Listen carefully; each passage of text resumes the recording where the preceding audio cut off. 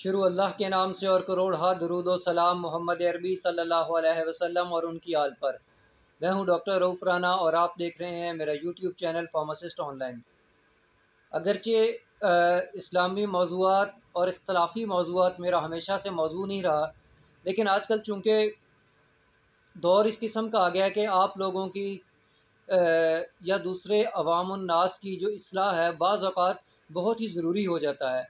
आजकल आपने देखा होगा कि सोशल मीडिया पे बहुत ज़्यादा चर्चा है कि इराक़ के रूहानी पेशवा, इराक़ के रूहानी पीर, इराक़ के रूहानी डॉक्टर, जिसे जो डॉक्टर माला अली कुर्दिस्तानी के नाम से जाने जाते हैं, वो पाकिस्तान आ गए हैं। वो पाकिस्तान में गूंगे बहरे बच्चों का इलाज करेंगे। उससे पहले भी उनकी सैकड़ों व्यूज़ वाली जो है वीडियो सोशल मीडियाज़ पे मौजूद हैं। यूट्यूब पे भी है, फ़ेसबुक पे भी है और मुख्तलिफ़ सोशल नेटवर्क पे उनकी वीडियोज़ मौजूद हैं। लाखों फॉलोअर्स भी हैं और व्यूज़ भी लाखों में हैं। उन वीडियोज़ में देखा जा सकता है कि बाज़ औक़ात वो ज़ुबान के कुछ हिस्से को दबाते हैं, बाज़ औक़ात कान को खींचते हैं और बाज़ औक़ात इस गर्दन के इस हिस्से को दबाते हैं और उसके बाद चुटकी बजाते हैं, ताली बजाते हैं और उसके बाद जो गूंगा बहरा होता है वो बोलने लग जाता है, सुनने लग जाता है। एक वीडियो में ये भी देखा कि वो अपना जो है थूक उसकी आँख में डालते हैं मरीज़ की और वो ठीक हो जाते हैं। इन्होंने ये काम इत्तलात के मुताबिक ये काम उन्होंने इराक़ से शुरू किया। इराक़ से उनको निकाल दिया गया, वो मदीना मुनव्वरा तशरीफ़ लाए। मदीना मुनव्वरा में भी उनको पकड़ लिया गया। फिर वो तुर्की गए, तुर्की की पुलिस उनके पीछे थी और तुर्की वालों से वो भाग गए और उनके हाथ नहीं आए। आजकल चर्चा है वो पाकिस्तान आ रहे हैं। कुछ दिन पहले था कि वो पेशावर तशरीफ़ लाएँगे। पेशावर में एक जंब-ए-गफ़ीर इकट्ठा हो गया, लेकिन डॉक्टर साहब तशरीफ़ नहीं लाए। अभी तक ये है कि फ़लाँ दिन फ़लाँ जगह हो गए, फ़लाँ दिन फ़लाँ जगह हो गए। अच्छा, इस चीज़ को हाइप क्रिएट की स्पीकर कौमी असम्बली साहब ने कि उनसे मुलाकात की और उनको एक कोट या जुब्बा पहनाया। लोगों उनसे इस चीज़ की ऑथेंटिसिटी होगी कि आज जब कौमी असम्बली का ये बंदा उससे मिलता है तो वाक़ई ये कोई ऑथेंटिक बंदा होगा।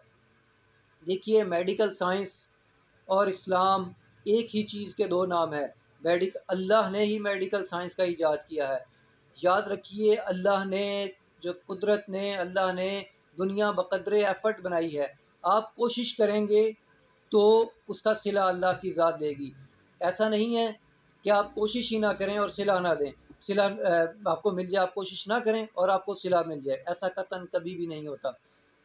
मेडिकल साइंसेज़ में बहुत सारे लोग हैं जो ज़हनी तवाज़ुन का शिकार हैं। बहुत सारे इस चीज़ के से बाज़ औक़ात दवाइयों से सेहतयाब भी हो जाते हैं। गूंगे बहरों की तादाद भी बहुत ज़्यादा है, अंधे और नाबीना लोगों की तादाद भी है। अगर डॉक्टर मौला अली साहब इतने ही मुख़लिस हैं तो वो बजाय इस तरह जाने से कि वो किसी घर में डेरा लगाते हैं और लोग आते हैं उनसे, वो अगर ये इस काम को कार खैर के तौर पे ही अंजाम देना चाहते हैं तो मेरी गुज़ारिश है, हाथ बांध कर गुज़ारिश है कि वो अस्पताल तशरीफ़ ले जाएँ, जहाँ पे बहुत सारे पेशेंट होंगे, आप उनका इलाज कर दीजिए। अब आते हैं मज़हबी मामलात की तरफ, जिस चीज़ से मैं बहुत डरता हूँ। बात ये है कि मज़हब को हम बहुत ज़्यादा समझते नहीं हैं, उस पे अमल नहीं करते, लेकिन इस तरह की जज़्बाती चीज़ों पे बहुत ज़्यादा अट्रैक्ट हो जाते हैं। अल्लाह मियाँ ने आप जो भी है, दम के अंदर एक शिफ़ा है, लेकिन दम के अंदर उस वक़्त शिफ़ा है जब आप दवा का इस्तेमाल करेंगे। देखिए, बदर के अंदर 313 सहाबी लड़ने गए, जिहाद पे गए, नबी सल्लल्लाहु अलैहि वसल्लम की क़ियादत में गए तो फ़रिश्ते उतरे। आप 313 बदर में लेकर जाएँ तो फ़रिश्ते उतरेंगे। ऐसा नहीं होगा कि आप दुआ करेंगे, फ़रिश्ते उड़ के लड़ेंगे, उतर के लड़ेंगे और आपका काम होगा। नहीं, आपको पहले 313 बदर का मार्का बनाना होगा। बदर का मार्का आप बनाएँगे, उसको क्रिएट करेंगे, अपने से 3 गुना दुश्मन के सामने लड़ने जाएँगे, तो फ़रिश्ते उतरेंगे। आप दवा लीजिए, उसका इलाज करवाएँ, बेहतर तौर पे उसका इलाज कराएँ। उसके बाद अल्लाह की ज़ात से दुआ कीजिए, दम की कीजिए, खुद कर सकते हैं, आपके वालिदैन कर सकते हैं, कोई बुज़ुर्ग कर सकता है, डॉक्टर मौला अली साहब कर सकते हैं, ठीक है? कोई भी नेक हस्ती दम कर सकती है, दवा कर सकती है, ठीक? जब आप इस दम और दवा के साथ उस दवा का असर जो आपने खाई है, वो बहुत ही बेहतरीन हो जाएगा, वो ज़्यादा हो जाएगा, उससे शिफ़ा मिलेगी। शिफ़ा देने वाली ज़ात रब की है, लेकिन अल्लाह ने दुनिया को बक़द्रे एफ़र्ट बनाया है। अल्लाह ने कुरान में कहा कि उसने कोई ऐसी बीमारी नहीं ईजाद की जिसकी दवा ना दी हो, दवा ना ईजाद कोई ऐसी बीमारी नहीं उतारी जिसकी दवा ना हो। ये नहीं कहा कि कोई ऐसी बीमारी नहीं उतारी जिसका दम ना हो। अल्लाह ने कुरान में शिफा रखी है, मोमिनों के लिए इसके अंदर शिफा रखी है, लेकिन शिफा का क्राइटेरिया भी ये है कि आप दवा लीजिए, उसके बाद कुरान का विर्द कीजिए, दुआ कीजिए, अल्लाह रब्बुल इज़्ज़त के सामने हाथ फैलाइए, उसके बाद उस दवा का असर आप पर ज़्यादा होगा। अगर सिर्फ दवा के असर के साथ ही लोगों को शिफा मिले तो कोई भी शख्स, कोई भी अमीर शख्स, कोई भी साहिब इस्तिताअत शख्स कभी मौत का शिकार ना हो, कोई भी डॉक्टर कभी मरे ना। क्यों? वो बेहतरीन जानता है कि इस वक्त कौन सी दवा देनी चाहिए।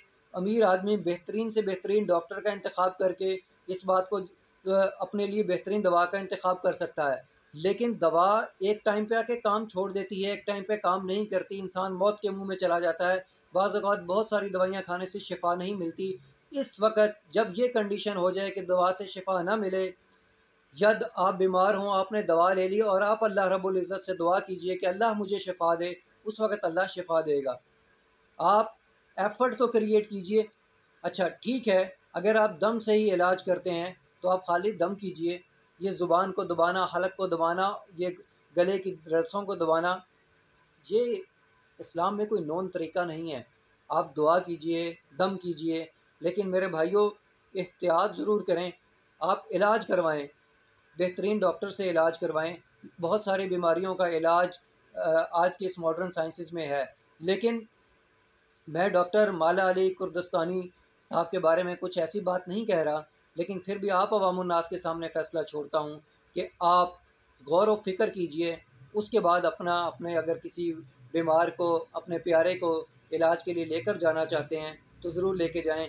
लेकिन मेरी 3 पॉइंट्स को लाज़मी ज़हन में रखिएगा कि डॉक्टर माला अली साहब को चाहिए कि वो हॉस्पिटल चले जाएँ, ताकि वो ज़्यादा से ज़्यादा मरीज़ों का इलाज कर सकें। डॉक्टर माला अली साहब को चाहिए कि वो गरीब लोगों का फ्री इलाज करें, ताकि वो लोग भी इससे मुस्तफ़ीद हो सकें।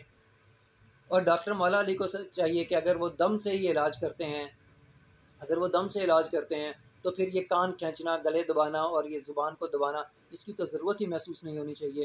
क्योंकि आपके मुताबिक आपके दम के अंदर शिफा है, अगर दम के अंदर शिफा है तो ये नसें दबाना और ये करना, ये क्या है?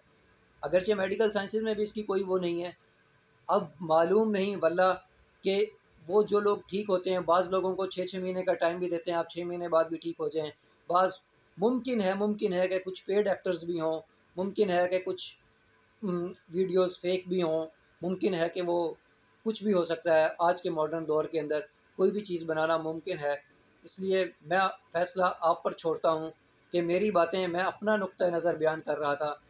जो मेरा नुक्ता नज़र है वो ये है कि अल्लाह ने इस दुनिया को बक़द्रे एफ़र्ट बनाया है। आप एफ़र्ट कीजिए, फिर दुआ कीजिए, अल्लाह आपकी दुआ ज़रूर सुनेगा। अल्लाह मेरा और आपका हामी व नासिर हो। अल्लाह मुझे और आपके तमाम अहले ख़ाना को लंबी सेहत वाली ज़िंदगी अता फ़रमाए। अल्लाह हाफ़िज़।